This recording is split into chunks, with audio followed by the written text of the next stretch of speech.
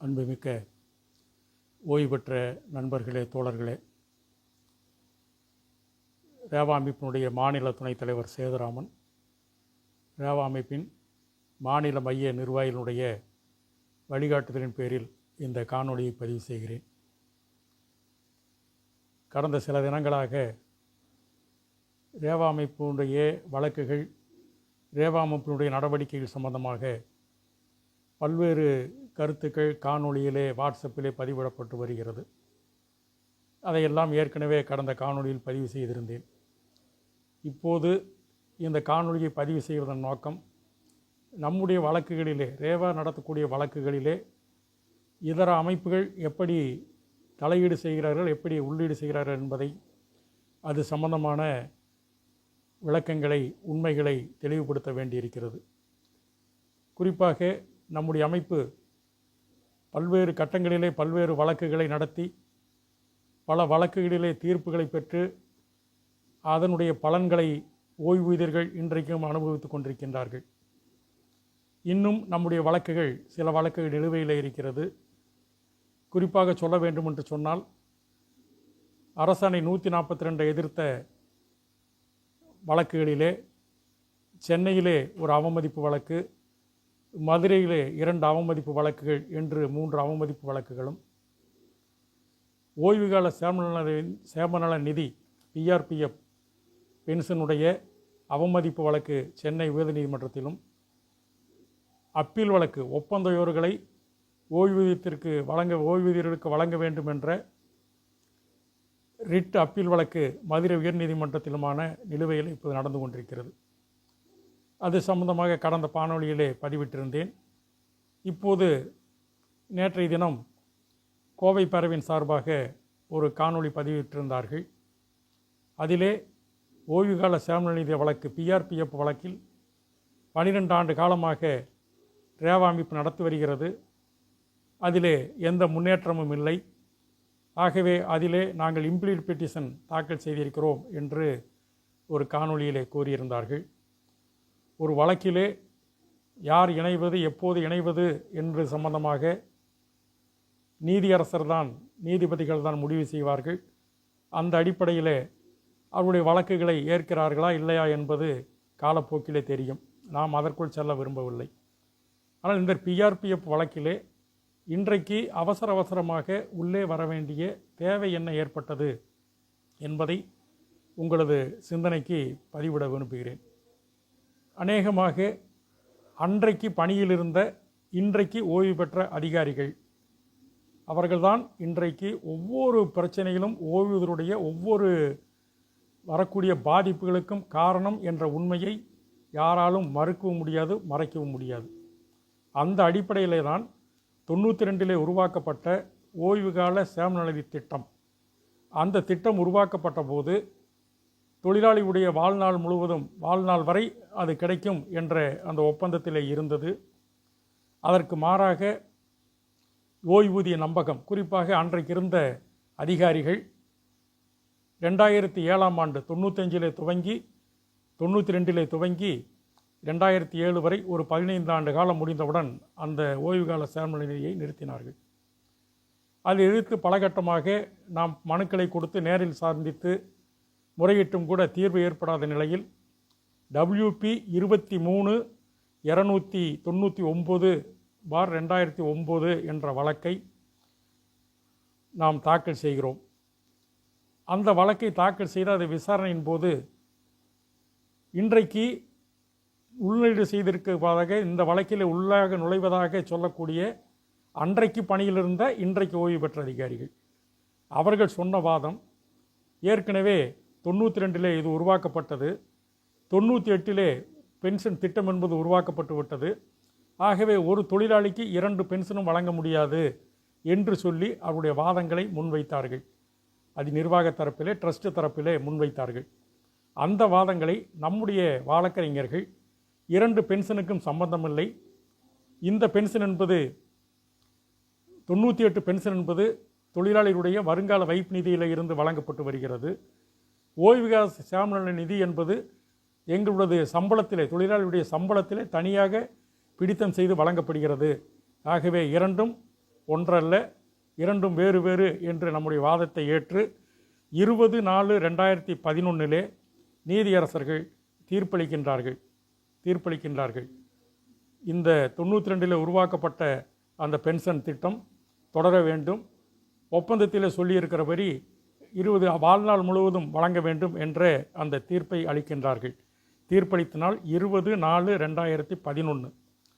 அந்த தீர்ப்பு வந்தவுடன் உடனடியாக இன்றைக்கு ஓய்வு பெற்ற அன்றைக்கு பணியில் இருந்த அதிகாரிகள் பென்ஷன் ட்ரஸ்ட் மூலமாக அப்பீல் செய்கிறார்கள். சென்னை உயர்நீதிமன்றத்திலே ரிட் அப்பீல் நம்பர் WA 1774/2011 என்ற வழக்கை 12/10/2011 அந்த வழக்கை தொடுக்கின்றார்கள். அந்த வழக்கினுடைய விசாரணையின் போது அந்த வழக்கினுடைய இடையிலேயே ரேவா அமைப்பு மற்றும் ஒரு வழக்கை சென்னை உயர்நீதிமன்றத்திலே நாம் தொடுக்கிறோம். இது சம்பந்தமாக ஓய்வுகால நலநிதி சம்பந்தமாக WP 26/116/2013 என்ற வழக்கை 19/11/2013 தொடுக்கிறோம். ஏனென்று சொல்லி கேட்டால் அந்த 13/2013 ஒப்பந்தத்திலே ஓய்வுகால சேமநிதி சம்பந்தமாக பேசுவதற்கு வாய்ப்பு இருக்கிறது. அந்த ஒப்பந்தத்திலே ஏதேனும் மாற்றம் செய்வார்கள் என்ற எதிர்பார்ப்பில் நாம் அந்த வழக்கை தாக்கல் செய்கிறோம். அந்த வழக்கிலே நீதியரசர் வேல்முருகன் அவர்கள் ஏற்கனவே இதே போன்ற வழக்கு ரிட் அப்பீல் வழக்கு நிலுவையில் இருப்பதனால் அந்த வழக்கோடு இதையும் இணைத்து நடத்துங்கள் என்று 2 வழக்கையும் சேர்த்து ரேவா அமைப்பு அந்த வழக்கை நடத்தினோம். அந்த ரிட் அப்பீல் வழக்கு 1774/2011 என்ற வழக்கிலே 19/7/2023 தீர்ப்பளிக்கிறார்கள். நீதியரசர்கள் தீர்ப்பளிக்கின்றார்கள். டி. கிருஷ்ணகுமார் அவர்களும் குமரேஷ் பாபு நீதியரசர்கள் இருவரும் சேர்ந்து அந்த அப்பீல் வழக்கிலே தீர்ப்பளிக்கின்றார்கள். இந்த தீர்ப்பு பெறுவதற்கு முன்பாக இடையிலே 2013 ஒப்பந்தம் 2015 கையெழுத்தாகிறது. அந்த 2015 கையெழுத்தாகின்ற போது இந்த ஓய்வுகால சேமநிதியை தொடர்ந்து நடத்த முடியாது என்று இன்றைக்கு ஓய்வு பெற்ற அன்றைக்கு பணியில் இருந்த அதிகாரிகள், அன்றைக்கு பணியிலிருந்து இன்றைக்கு ஓய்வு பெற்ற அதிகாரிகள் அவர்கள் அரசு அமைத்த குழுவிலே அங்கம் வைத்து இந்த திட்டத்தை தொடர்ந்து நடத்த முடியாது என்ற பரிந்துரையை கொடுத்து அந்த அடிப்படையிலே பேச்சுவார்த்தையிலே ஒப்பந்த திட்டத்தை தொடர முடியாது என்று சொல்கிறார்கள். தொழிற்சங்கங்கள் கடுமையாக வாதிட்டத்தின் அடிப்படையில் 50 ரூபாய் பிடித்தம் என்பதை 150 ரூபாய் பிடித்தம் செய்து கொண்டு இந்த திட்டத்தை தொடர்ந்து நடைமுறைப்படுத்துவது, 25 வாழ்நாள் முழுவதும் என்பதற்கு பதிலாக 15 ஆண்டுகளுக்கு நடைமுறைப்படுத்துவது என்று 2013 அந்த ஒப்பந்தம் கையெழுத்தாகிறது. அந்த ஒப்பந்தம் கையெழுத்தாகி சில நாட்கள் சில மாதங்கள் ஓய்வுகால சேமநிதி வழங்கப்பட்டு வந்தது. மீண்டும் அது நிறுத்தப்பட்ட அடிப்படையில் அந்த நமக்கு ஏற்கனவே அந்த வழக்கை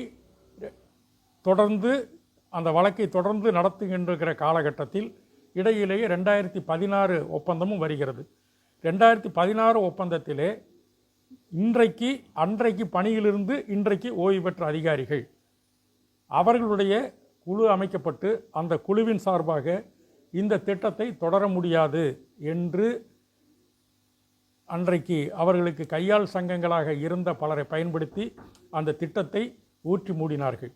அந்த திட்டத்தை உருவாக்கிய போது தாங்கள் தான் உருவாக்கினோம், நாங்கள் தான் பெற்றுக் கொடுத்தோம், அந்த பென்ஷனுக்கு பெயரெல்லாம் வைத்தார்கள். அவர்களே 2016 ஒப்பந்தத்திலே 2018 ஜனவரி மாதம் கையெழுத்தாகின்ற போது அந்த ஒப்பந்தத்தை மூலமாக அதை நிறுத்திவிட்டார்கள். அந்த ஓய்வுகால சேமநிதி திட்டத்தை நிறுத்திவிட்டார்கள். ஆனாலும் இதையெல்லாம் சுட்டிக்காட்டி நம்முடைய வழக்கிலே அவர்கள் வாதிட்ட போது நம்முடைய வழக்கறிஞர் இறுதி கட்ட விசாரணையின் போது இந்த 2016 ஒப்பந்தம் என்பது 1/9/2016 பிறகு ஆனவர்களுக்குத்தான் அது பொருந்தும். அந்த ஒப்பந்தம் என்பது அவர்களுக்கு பொருந்தும். நாங்கள் 2016 முன்பாக ஓய்வு பெற்றவர்களுக்கு இந்த திட்டம் பொருந்தாது என்ற நம்முடைய வாதத்தை ஏற்று நீதியரசர்கள் 31/8/2016 முன்பாக ஓய்வு பெற்றவர்களுக்கு அவர்களுக்கு ஏற்கனவே வழங்கப்பட்டது போக மீதி இருக்கக்கூடிய தொகையை மீதி இருக்கிற காலத்திற்கு 15 ஆண்டுகளுக்கு வழங்க வேண்டும் என்றும் 1/9/2016க்கு பிறகு ஓய்வு பெற்றவர்களுக்கு அவர்கள் அதுவரை செலுத்தியுள்ள தொகையை, பிடித்தம் செய்துள்ள தொகையை வட்டி இல்லாமல் திருப்பி கொடுத்து விடுவது என்றும் அந்த ஒப்பந்தத்திலே ஏற்றுக்கொள்ள அந்த தீர்ப்பிலே சொல்லப்பட்டது. அந்த தீர்ப்பை நிர்வாகம் அமுல்படுத்தாத நிலையில், அந்த தீர்ப்பின் மீது தீர்ப்பை ஏற்று அரசாங்கம் அமுல்படுத்தாத நிலையில் நீதிமன்ற அவமதிப்பு வழக்கு CP 557/2024 என்ற வழக்கை 16/7/2024 நாம் தொடுக்கிறோம். ரேவா அமைப்பு தொடுத்தது. அந்த வழக்கிலே பல்வேறு விசாரணைகள் முடிந்து இறுதியாக 16/7/2024 அன்று நீதியரசர்கள் டி. கிருஷ்ணகுமார் அவர்களும் குமரேஷ் பாபு அவர்களும் 15 ஆண்டுகளுக்கு 16க்கு முன்பு ஓய்வு பெற்றவர்களுக்கு 15 ஆண்டுகளுக்கு இந்த ஓய்வூதியத்தை வழங்க வேண்டும், அதற்கு பிறகு ஓய்வு பெற்றவர்களுக்கு பிடித்த பணத்தை திருப்பி கொடுக்க வேண்டும் என்ற அந்த தீர்ப்பை உடனடியாக அமுல்படுத்த வேண்டும் என்று சொன்னார்கள். அமுல்படுத்த வேண்டும் என்று சொன்னது மட்டுமல்லாமல் யாரெல்லாம் இதிலே சம்பந்தப்பட்டிருக்கிறார்கள் என்ற பட்டியலை நீதிமன்றத்திலே சமர்ப்பிக்க சொன்னார்கள். நாம் சொன்னோம், இந்த விவரங்கள் பூராம் நிர்வாகத்திடம் இருக்கிறது, அவர்கள் சுலபமாக எடுத்துக்கொள்ளலாம் என்று சொன்னபோது நீதியரசர் மனுதாரராகிய நீங்கள், ரேவா அமைப்பும் அந்த பட்டியலை தாக்கல் செய்யுங்கள் என்று சொன்ன அடிப்படையில் நாம் மாநிலம் முழுவதும் தகவல் அறியும் உரிமை சட்டம் மூலமாக அந்தந்த மண்டல நிர்வாகங்களிடம் விவரங்களை பெற்று யாரெல்லாம் எத்தனை பேருக்கு பெற முடியுமோ அந்த விவரங்களை பெற்று நீதிமன்றத்திலே சமர்ப்பித்தோம். இதை சமர்ப்பித்த பிறகு இடைப்பட்ட காலத்தில் இந்த தீர்ப்பு வழக்கிலே சம்பந்தப்பட்டிருக்கக்கூடிய நீதியரசர் கிருஷ்ணகுமார் அவர்கள் மணிப்பூர் உயர்நீதிமன்றத்திற்கு தலைமை நீதியரசராக சென்று விட்டார். அதற்கு பதிலாக சுரேஷ்குமார் என்பவர் கிட்டத்தட்ட ஒரு 6 மாத கால தாமதமாகத்தான் சுரேஷ்குமார் அவர்களை இந்த அமர்வில் நியமித்தார்கள். இந்த அமர்வு 26/2/2025 அன்று தன்னுடைய விசாரணையிலே பெட்டிஷனர் தரப்பு, மனுதாரர் தரப்பு பட்டியலை கொடுத்து விட்டார்கள். நீங்கள் இதை உடனடியாக அமுல்படுத்த வேண்டும் என்றபோது அன்று ஆஜரான அரசு தரப்பிலே ஆஜரான அட்வொகேட், துணை அட்வொகேட் ஜெனரல், துணை அட்வொகேட் ப்ளீடர், அரசு வழக்கறிஞர் அவர்கள், நாங்கள் இதை நடைமுறைப்படுத்தி விடுகிறோம், சம்பந்தப்பட்ட துறையினுடைய செயலாளருடைய ஒப்புதலை பெற்று இணக்க அறிக்கையை தாக்கல் செய்கிறோம் என்று சொல்லி அந்த வழக்கு ஒத்திவைக்கப்பட்டது. ஒத்திவைக்கப்பட்ட பிறகு பல்வேறு காரணங்களால் அந்த வழக்கை நீதியரசர்கள் தொடர்ந்து நடத்த இயலாத நிலையில் மீண்டும் அதை கொண்டு வருவதற்குண்டான நடவடிக்கை எடுத்திருக்கிறோம். அநேகமாக ஆகஸ்ட் மாதத்திற்குள்ளாக அந்த வழக்கை முடிவு செய்வதற்குண்டான ஏற்பாடுகளை நம்முடைய அமைப்பு செய்திருக்கிறது.